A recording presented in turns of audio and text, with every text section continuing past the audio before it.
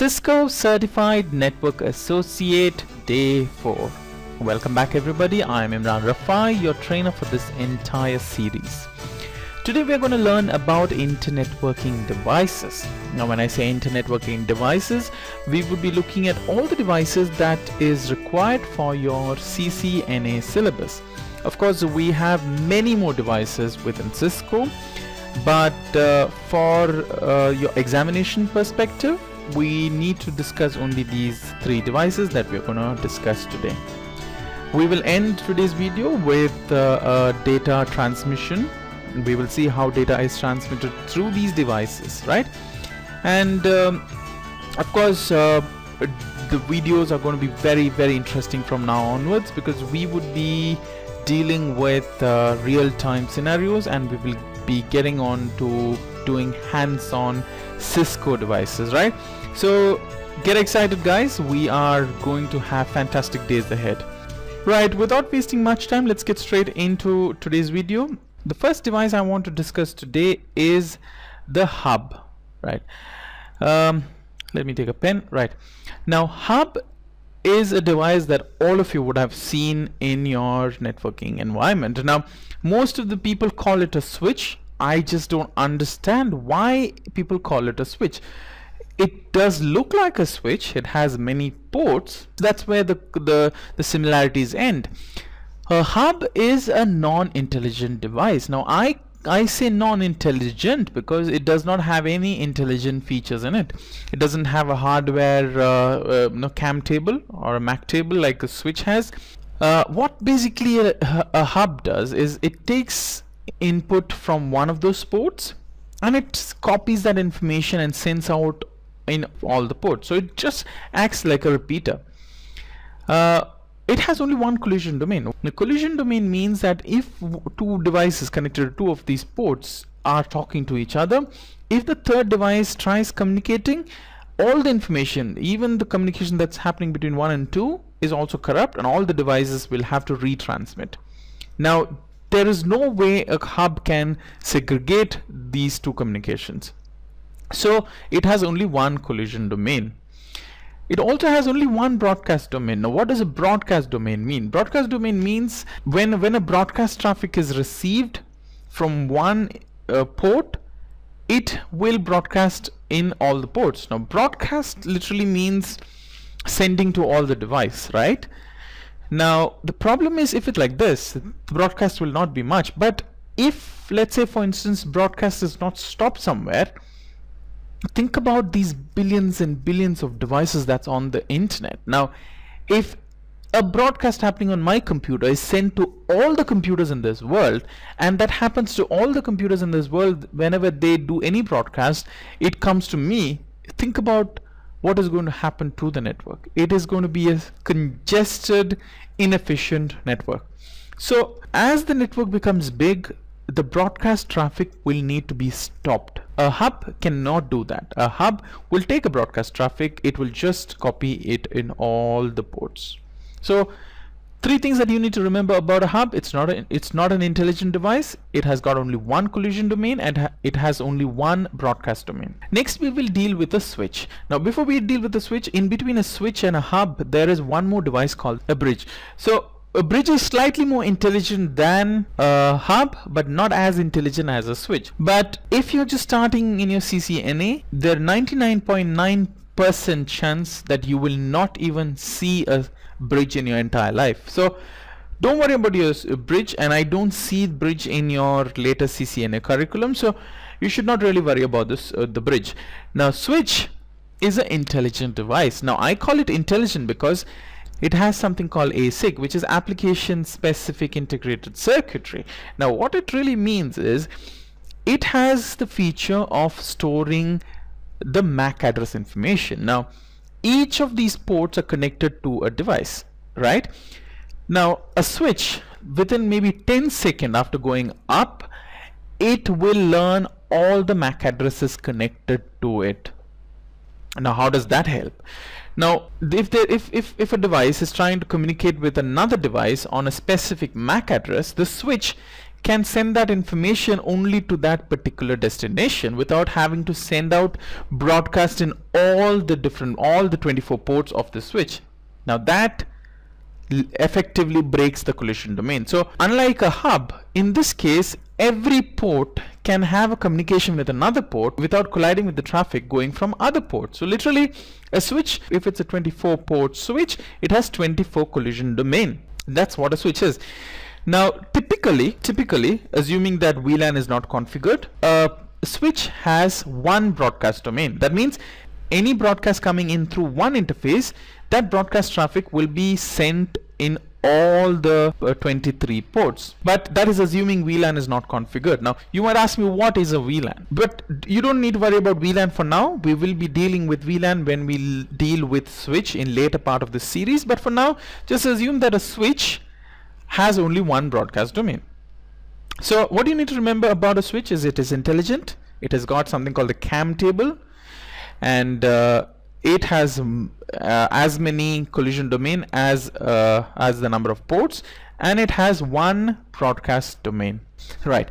Next we would be dealing with a router. Now router is an intelligent device. Now router has many collision domain. Again, the number of ports it has so many collision domains, and it has many broadcast domain. Now what does that mean?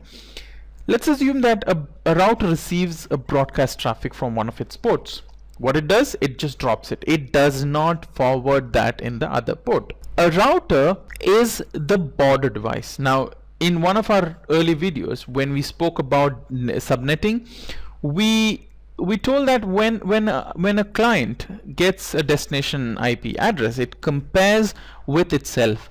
Now if the destination IP address is in a different network, it sends that packet or information to the gateway, right? That's what we learned. Now your router is the gateway in most of the cases. So each interface of the router will be connected to a different network. Compare this with a switch. Each interface of the switch should be connected to the same network. But in case of a router, each of these ports in the router will be connected to different networks. Now what does that mean? We will see when we go in the next slides when we discuss the data flow, right? So a router is an intelligent device. It has many collision domain and it has many broadcast domains. Right, let's look at data transmission. Let's assume this guy. Okay, let me just get a highlighter. Let's assume 10.1.1.10 IP address. Let's assume this computer wants to communicate with this computer 10.1.1.11, right? Now if you know the OSI model, we know there are two address concepts, right? We have the IP address, layer 3 addresses, and then we have the layer 2 address called as the MAC address. Now data transmission in the local subnet, or rather data transmission on Ethernet, happens only using MAC addresses, right? So when 10.1.1.10 IP address computer wants to communicate with this computer with 10.1.1.11, the critical information they need is the MAC address. But this guy has only these three information. So it has the source IP address, which is itself. It knows that it needs to go to 10.1.1.11, so it knows the destination IP address. It knows itself, so it knows its MAC address, but it does not know the MAC address of the destination device. What does it do? It uses a protocol called ARP. Now what is an ARP? ARP is Address Resolution Protocol. What it does is it sends the IP address with the ARP request to the switch. Now switch, it's a broadcast. ARP is a broadcast traffic. So the switch takes that ARP request and sends it out in all the ports. So switch gets it here, it sends down that information to all the ports. Now ARP is like calling out your friend's name in a crowd, right? Let's assume you're in a party and you're just calling out your friend's name. Now everybody hears that, but only your friend responds to that, right?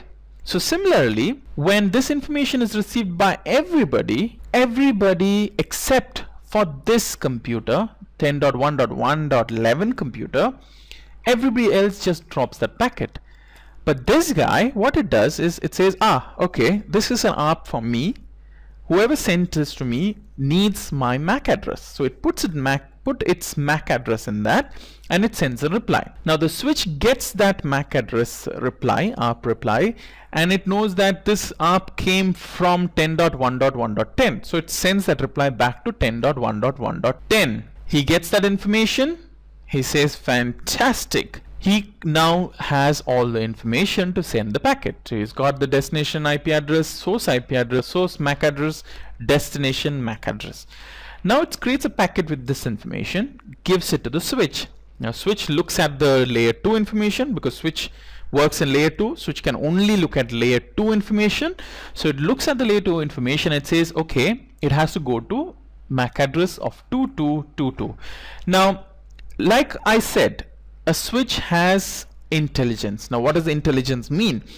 Intelligence meant that in the 20 seconds after the switch has come up, switch would have learned all the MAC addresses. So it would know which port which MAC address is in. So now the switch knows that the MAC address 2.2.2 is connected to this port. So switch forwards that packet only in this port, and this computer receives that packet. So the minute it receives that packet, it strips the layer 2 information and it looks at layer 3 information, and it realizes that packet was destined to him, and he accepts that packet, and the transmission is complete. Now this is a local transmission. Let's look at what happens if it has to go out of the network, if the destination IP address is not in the same network. Alright, in this case we will look at a scenario where the 10.1.1.10 IP address wants to communicate with 30.1.1.1. Now in both these cases we are assuming one thing, which I forgot to tell in the last slide, that the subnet mask is /24. So it is 255.255.255.0, right? So now this guy wants to communicate with 30.1.1.1. In this slide we will be not looking at ARP. ARP exactly works like how it happened the previous time. So when this computer looks at the destination IP address, it realizes 30.1.1.1 is not part of 10.1.1.10 network, so it's not in this network. So if the destination IP address is not in the same network, it has to forward that packet to the gateway, right? So if it's a Windows computer, when we configure the IP address, we also configure the default gateway, right? So it knows that the default gateway is 10.1.1.255. Now if it knows the MAC address, it creates a packet. But if it does not know the MAC address, the same ARP request is sent again, and it's sent to everybody. This router will respond with its MAC address, which is AAAA, and then it will create the packet. So we will not go through that, because I'm assuming that since we did it in the last slide, I'm assuming that you know the working of an ARP, right? So let's assume all that is done. So it knows the MAC address, destination MAC address, so it sends that packet to the switch. Now switch knows where AAA is, so it sends out that packet to the router. Now the router gets that information, and router, as you know, works on layer 3, right? So the minute it gets that packet, it strips down layer 2, it looks at layer 3. Now it says that layer 3 destination IP address for this packet is 30.1.1.1, but it looks at both its interfaces, and it sees that, okay, 30.1.1 is not connected to himself. Then it looks at the routing table. Now we have not done routing so far, so we don't know how routing works, but just to understand how routing works, routing is where devices communicate with each other. Now in this case, this router, since he's connected to the 30.1.1. network, he would have told him that if you get any packet for 30.1.1.1, please forward it to me. Using that information, this router would have updated its routing table, right? Don't worry too much if you don't understand the routing concepts, because we will be dealing in depth in routing and routing protocols and all those things in the next video or the next subsequent videos. But for now, just know that this router knows that 30.1.1.route is through this router, so it needs to send that packet to this router. So what it does, it updates the source information. The source MAC address is himself, and the destination MAC address is this router. Now that packet comes to this router. Now this router takes that again, strips the layer 2 information, looks at the layer 3 information. Destination IP address is 30.1.1.1, and this router looks at itself and it sees that 30.1.1.0 network is directly connected to it. So what it does, it updates the layer 2 information, that is the source MAC address is DDD and the destination MAC address is 444. Remember, it has two MAC addresses. The source MAC address is the port through which it is sending the data, right? It is not the receiving. So in this case, normally that's how you get confused. Each of these port has its own MAC addresses. The source MAC addresses would be of the port through which it goes out, right? So in this case, this information is updated and this packet reaches the file server. The file server strips the layer 2 information, looks at layer 3 information. It sees that is addressed to me, and it receives the data. It goes to layer 4, layer 5, layer 6, layer 7, reconstructs the data, and it gets back the original message. Now this is how data transmission happens over the network. So these are the three critical devices that you need as a CCNA, and I hope you understood whatever we discussed today. Now you know the drill. If you do have any question regarding today's video, please feel free to write into me at imran.rafai@nwking.org, or you could also leave comments below this video section on YouTube, and I will try and answer it as soon as possible. Thank you so much. Keep watching, and happy learning. Bye bye.